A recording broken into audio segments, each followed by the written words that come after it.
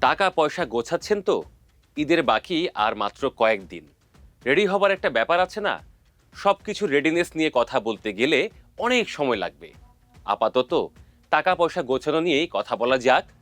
সামনে লম্বা ছুটি, ব্যাংক বন্ধ, অফিস বন্ধ, এটিএম বুথে টাকা শেষ হয়ে যেতে পারে।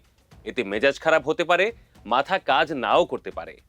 এমন পরিস্থিতি সামাল দিতে আগে থেকেই যথেষ্ট পরিমাণ টাকা এমনভাবে গুছিয়ে রাখতে হবে যেন প্রয়োজন মতো সহজেই তা পাওয়া যায়। বিশেষজ্ঞরা বলছেন, টাকা পয়সা যথেষ্ট না থাকলে মাথা এমনিতেই গরম থাকে।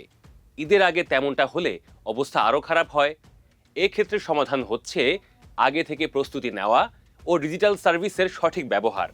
তারা বলছেন, ঈদের ছুটিতে ব্যাংকের কাউন্টার বন্ধ থাকলেও মোবাইল ব্যাংকিং সেবা সবসময় চালু থাকে।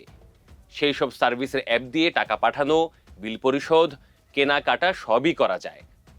তাছাড়া প্রচলিত ব্যবস্থা অনুযায়ী আস্থা রাখা যায় এমন ব্যক্তিদের কাছ থেকেও টাকা পয়সা আমরা নিতে পারি।